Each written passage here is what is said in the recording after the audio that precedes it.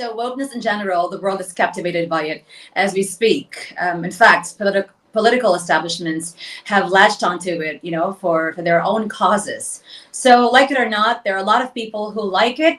There are also other people who don't like it. We think that on both ends of the spectrum, we are seeing advantages and, of course, disadvantages. So the world now is being divided. We are seeing people who say that there's now the erosion of the idea of sex because there's gender trying to play dominant or more dominant.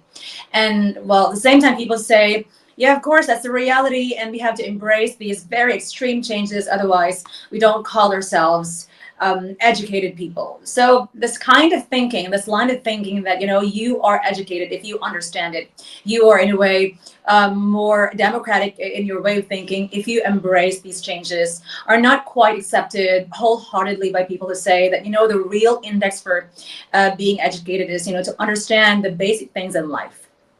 And these are the fundamental ideas of what we are made of and what are the two categories, male and female, and that disrupting that binary, disrupting that major line of categorizing between males and females is basically tantamount to questioning the creator. Okay, these are the conversations that flourish these days. And it's very important, Professor Chatterjee, that at the university, the students are always guided to the path where they should be able to grapple with whatever is happening around them. In other words, they have to make sense of whatever is happening.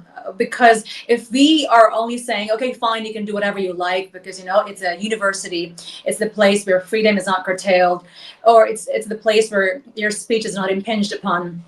I mean, there's the collapse of the support system that should have come from the faculty members. I could recall Peterson trying to give us an idea of what his life was when he was in the University of Toronto, when he said that, when ethics committees started getting into research organizations, he believed that it was the start of this whole dismantling of systems where there's now the ambiguity of things around every individual, and that there's more of an assertion of what one intrinsically wants, even if that idea of what she wants for herself is very much against the collective idea of the society. And by collectivism, I would cite the US as an example, where initially it was founded, or the forefathers latched onto a very solid idea, say from the Bible, to create the Constitution.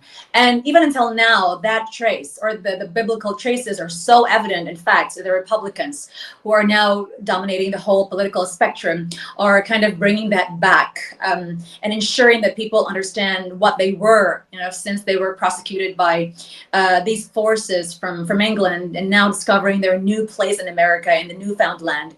They're trying to really control or sustain continually the concept of what a free world means and what constitutes free world, and whether or not wokeness is part of that free world enterprise.